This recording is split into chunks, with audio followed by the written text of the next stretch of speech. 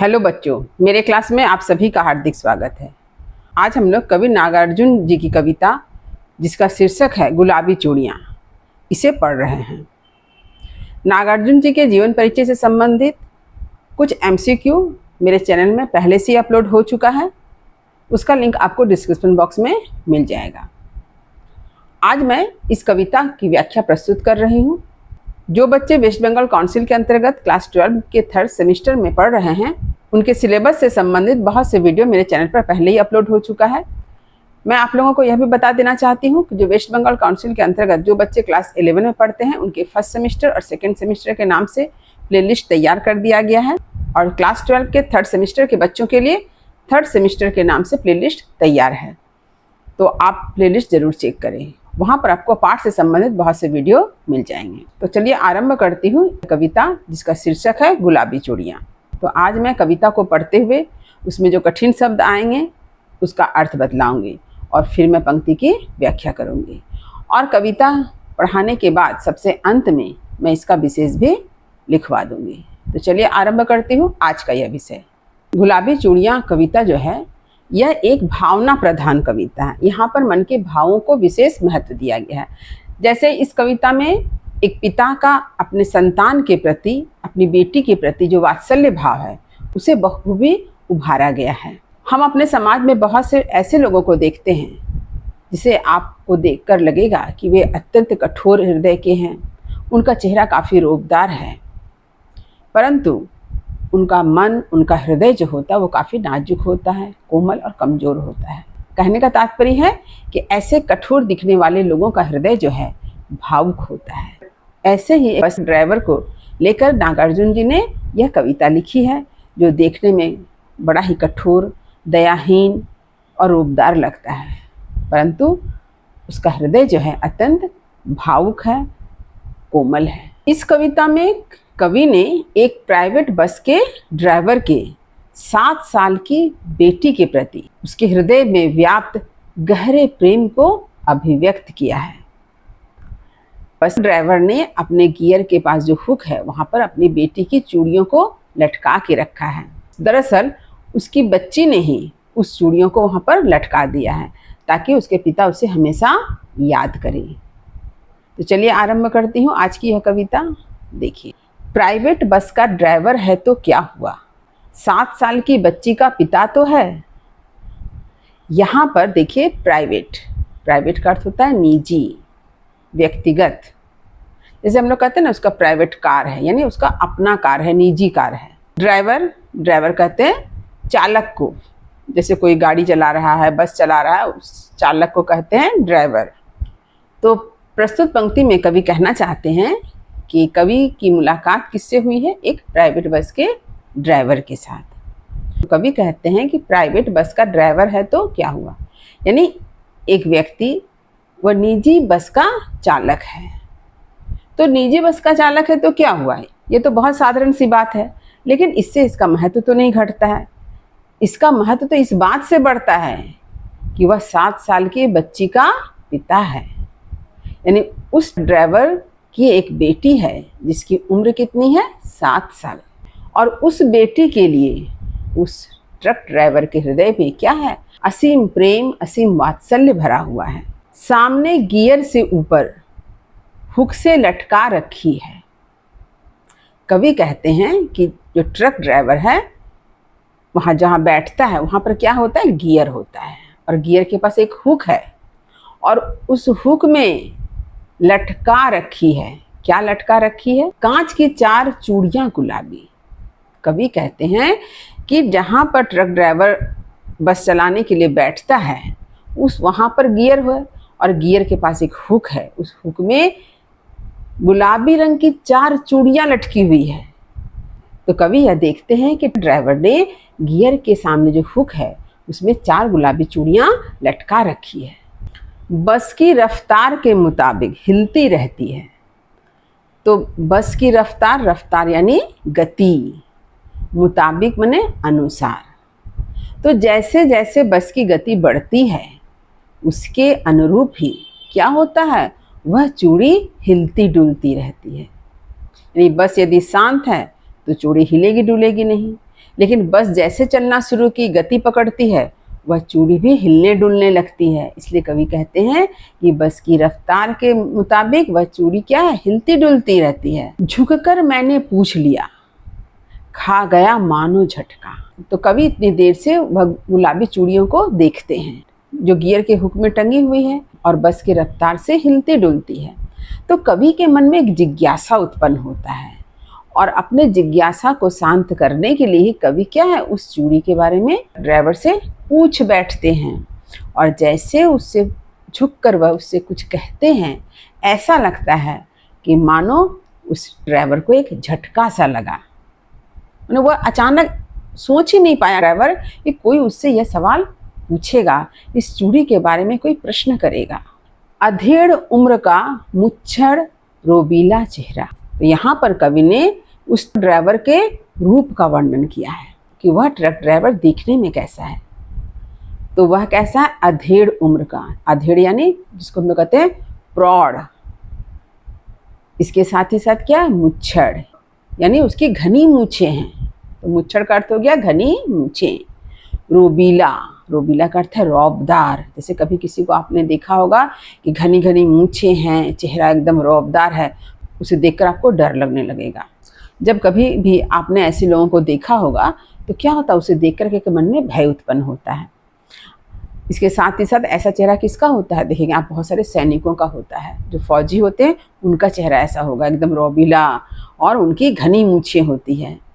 तो यहाँ पर जो ट्रक ड्राइवर है उसका भी चेहरा ऐसे ही है। आहिस्ते से बोला, हाँ साहब। देखिए ये जो प्रौढ़ व्यक्ति, रौबदार चेहरा है, जिसकी घनी मूछें हैं, यह व्यक्ति बड़े आहिस्ते से बोला, धीरे से बोला। आहिस्ता का अर्थ क्या है, धीरे धीरे से कहता है हाँ साहब, माने हाँ साहब, हाँ महाशय। लाख कहता हूँ नहीं मानती है मुनिया। अब यहाँ पर वह जो ड्राइवर है वह बड़े धीरे से कहता है कि मैं लाखों बार मना करता हूँ, यानी बहुत बार। लाख बार का अर्थ हो गया अनगिनत, बहुत बार मैं मना करता हूँ। मुनिया यानी अपनी बेटी को। आप लोगों ने देखा होगा कि जो छोटी बच्ची होती है उसको लोग मुन्नी कहते हैं, वही मुन्नी का यहाँ है मुनिया। तो यहाँ पर जो अधेड़ उम्र का जो ड्राइवर है वह अपनी बेटी के लिए कह रहा है कि मैं उसे बार बार मना करता हूँ, परंतु मेरी बेटी मेरी बात सुनती नहीं है। टांगे हुए कई दिनों से अपनी अमानत यहाँ अब्बा के नज़रों के सामने।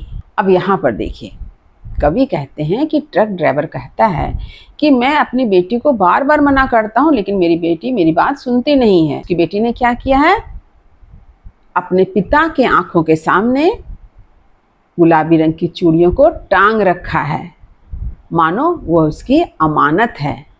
अमानत का अर्थ है पूंजी। तो अब्बा का अर्थ क्या है, अब्बा का अर्थ है पिता। मानो उसकी बेटी की वह पूंजी है, जिस पूंजी को उसकी बेटी ने अपने पिता के आंखों के सामने गियर के हुक में टांग रखा है, ताकि उसके पिता उसे हमेशा अपने सामने, अपने समक्ष महसूस करे। मैं भी सोचता हूँ क्या बिगाड़ती है चूड़ियाँ, किस जुर्म पे इनको हटा दूँ यहाँ से। ड्राइवर का कहना है कि जो 4 गुलाबी रंग की चूड़ियाँ हैं, इसने किसी का क्या बिगाड़ा है, किसकी क्या हानि कर दी है, और इसने ऐसा कौन सा जुर्म किया है। जुर्म यानी अपराध, कि इन चूड़ियों ने ऐसा कौन सा अपराध किया है कि मैं इस जगह से इसे हटा दूँ। और ड्राइवर ने एक नज़र मुझे देखा और मैंने एक नज़र उसे देखा। अब क्या होता है, इन सारी बातों को कहने के बाद वह ट्रक ड्राइवर जो है एक नज़र भर, यानी नज़र भर कर किसे देखता है, कवि को देखता है। और उसी क्षण कवि भी किसे देखते हैं, ड्राइवर को देखते हैं। इसका कारण क्या है, क्योंकि कवि भी एक पिता हैं, इसलिए पिता के हृदय में जो अपने संतान के प्रति जो प्रेम है, वात्सल्य है, इस बात का अनुभव कवि भी करते हैं। छलक रहा था दूधिया वात्सल्य बड़ी बड़ी आँखों में।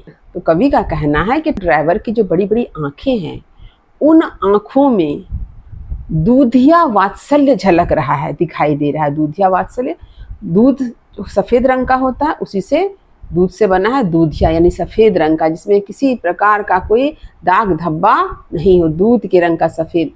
वात्सल्य यानी संतान के प्रति जो माता पिता के हृदय में प्रेम होता है उसे ही कहते हैं वात्सल्य प्रेम। तो ऐसा प्रेम, पवित्र प्रेम किसकी आंखों में दिखाई दे रहा है? ड्राइवर की आंखों में दिखाई देता है।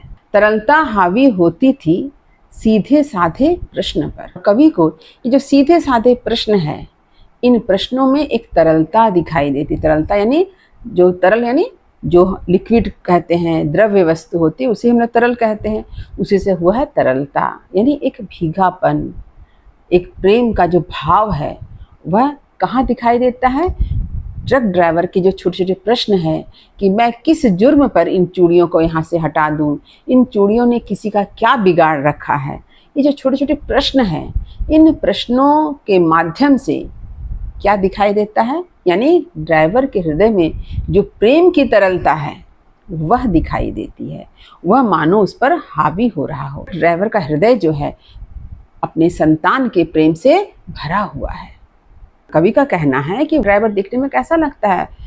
कड़क, रूपदार, ऐसा प्रतीत होता मानो उनके हृदय में कोई दया माया हो ही ना हो। लेकिन यह ट्रक ड्राइवर ऐसा नहीं है। यह दिखने भले ही रूपदार हो, परंतु इसका हृदय जो है वात्सल्य प्रेम से भरा हुआ है, कोमलता, नाजुकता से भरा हुआ है, अपने संतान के प्रति असीम प्रेम से भरा हुआ है। इस बात को यहाँ पर कवि बतलाना चाहते हैं। और अब वे निगाहें फिर से हो गई सड़क की ओर। यहाँ कवि कहना चाहते हैं कि ड्राइवर ने एक नज़र से किसे देखा? कवि को देखा, और कवि ने भी एक नज़र उठाकर किसे देखा? ड्राइवर को देखा। तो अब जो बस ड्राइवर है उसकी नज़र कहाँ चली गई? उसकी निगाहें यानी नज़र कहाँ चले गए? रास्ते की ओर, क्योंकि ट्रक ड्राइवर गाड़ी चला रहा है, क्योंकि ड्राइवर जो है गाड़ी चला रहा है, बस चला रहा है, इसलिए उसकी नज़र कहाँ चली जाती है? सामने सड़क पर, ताकि गाड़ी जो है सही रास्ते पर चले। और मैंने झुककर कहा। अब कवि जो है बड़े विनम्रता के साथ एक झुककर कुछ कहते हैं। क्या कहते हैं? हाँ भाई, मैं भी पिता हूँ। ये कवि का कहना है कि जिस तरह से जो बस ड्राइवर है वह एक 7 साल की बच्ची का पिता है, ठीक उसी तरह से कवि भी एक पिता है। वो तो बस यूं ही पूछ लिया आपसे, मैंने तो यूं ही यानी ऐसे ही, यूं ही का अर्थ होता है ऐसे ही, आपसे पूछ लिया, यानी आपके गियर के हुक में जो 4 गुलाबी चूड़ियाँ लटक रही थी उसे देखकर मैंने आपसे यह पूछ लिया कि यह चूड़ी किसकी है या क्यों लटक रही है। यानी इन चूड़ियों को देखकर मेरे मन में जो सवाल उठे थे, इस वजह से मैंने आपसे कुछ प्रश्न पूछ लिए, वरना ये किसको नहीं भाएगी। वरना यानी अन्यथा, अन्यथा ऐसी गुलाबी चूड़ियाँ, ऐसी सुंदर 4 गुलाबी चूड़ियाँ किसी अच्छी नहीं लगेगी।